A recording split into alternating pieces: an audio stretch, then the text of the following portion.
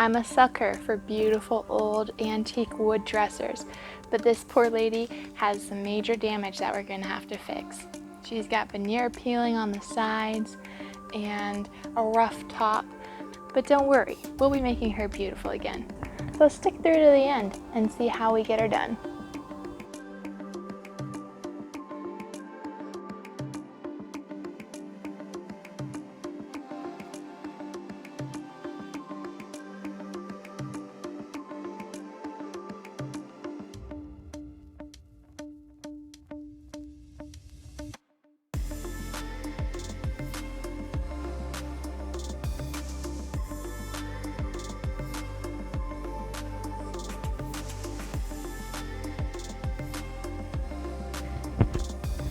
As usual, I started out by washing my piece, and I had no idea what I was in for.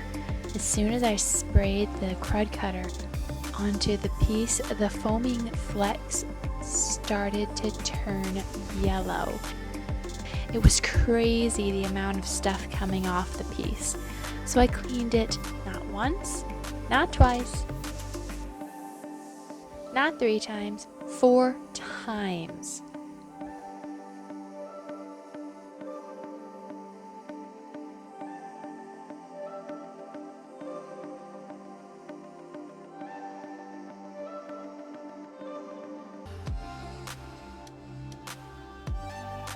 Alright, so obviously my number one big concern is going to be taking care of these chips in the veneer.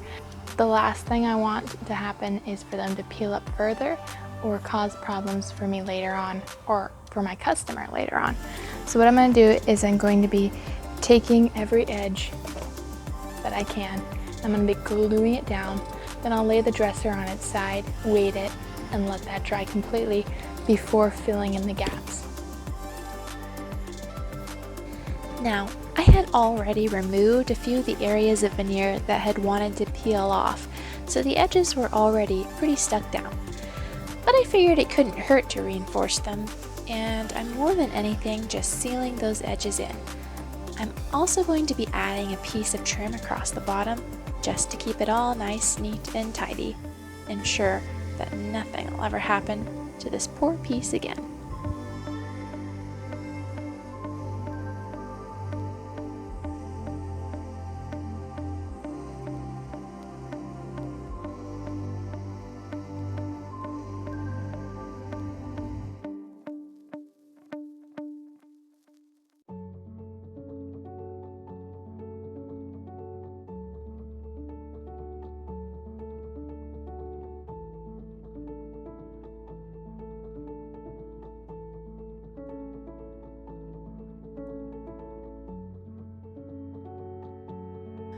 Alright, I finally reached the painting phase. If your piece is oozing out stains and dirt like mine did in the 4 washes that I gave it, you need to prime it. Don't be lazy, just prime it. It's not going to take you that long. Yeah, it's stinky.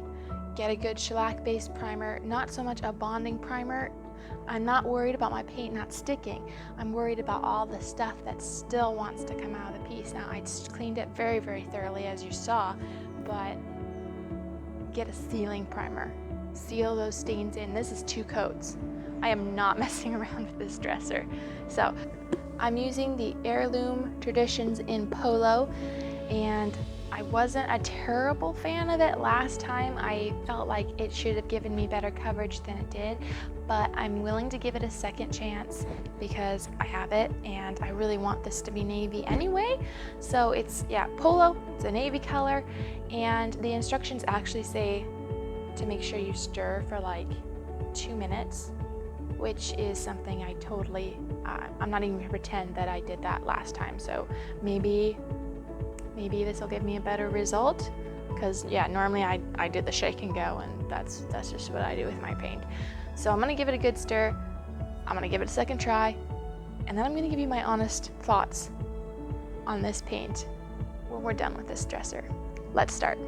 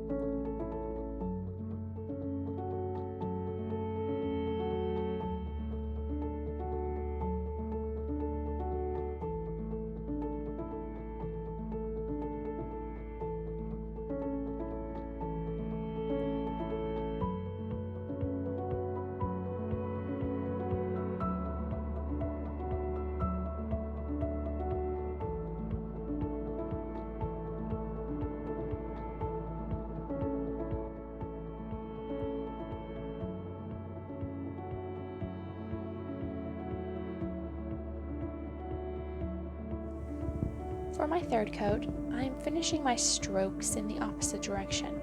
I like the crosshatch pattern that it gives, and it really does help to completely cover the piece. But I still needed to give another coat in some areas, and then some more touch-ups, and then some more.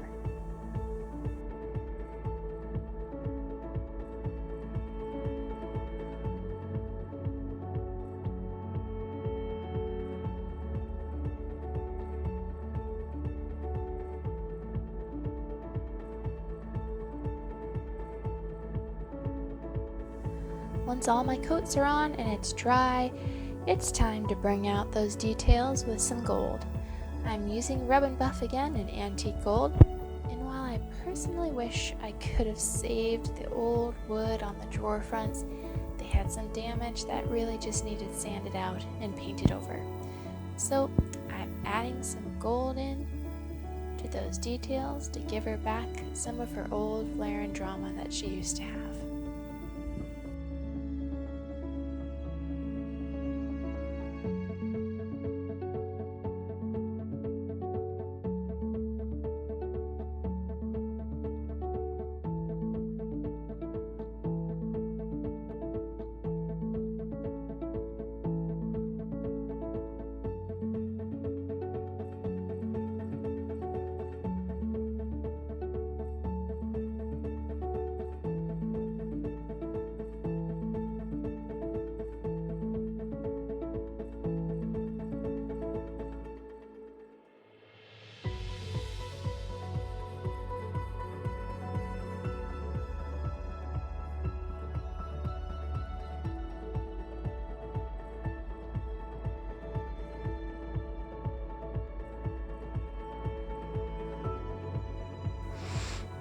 Alright, my kids are napping and my husband just got home from work, so I'm running out real quick to just wrap you up on this piece. I just actually added another touch-up coat in some areas, so you may see a little shine, but it'll all dry down the same. And that brings me to the most important point of the day. I do not like this paint. I don't like it, and I won't buy it again. That's not to say that it's not good paint. It might be great paint and I'm just using it wrong, but just for me personally, it's just not my cup of tea. And that's okay. I have a bunch of the paint left over. I may use it on some mirrors or something like that I have. Just, I can't see myself using it on another piece like this. It was frustrating to me, and I'm just gonna stick with what I know. So I use the Rub and Buff in the antique gold. I have the Polo from All-in-One Paint by Heirloom Traditions. It is a pretty petite dresser, so it may be hard to find the right home for it. It doesn't hold a whole lot, but it's beautiful and I love it. All that's left for me today is get pictures of this little petite cutie and get her listed. I was able to save all the original hardware and just update it with the same Rub and Buff antique gold that I put on the rest of the piece. I'll give you close-ups on the panels on the side where I had to do the repairs to the veneer. It ended up turning out very well, and the extra trim that I added to the side looks like it's always been there, and it's just going to help hold that all down, and it will never give anybody any more issues. So number wise, I bought the piece for $40 and it's still all original, so I didn't have to pay for poles. The paint, it was $25 for the cord. I used half of it, so we'll say I used $12 in paint. The Rub and Buff, I used so very little, but we'll round up my material cost to $15 just to make that easy. Oh yeah, primer. I had to prime this puppy twice, so we'll say that's $5, $20 in materials, $40 for the dresser. I'm $60 in. We'll get her pictures taken and get her listed. So I listed the dresser a couple days ago and it hasn't sold yet, but I've had a couple inquiries, so I'm pretty certain that it'll sell before too long. I'm also still hanging on to that wardrobe from the last episode, and I'll let you guys know as soon as we get them sold and update you on how much money we've been making flipping furniture. If you haven't already subscribed, make sure to subscribe to our channel to see more content like this. We really appreciate it.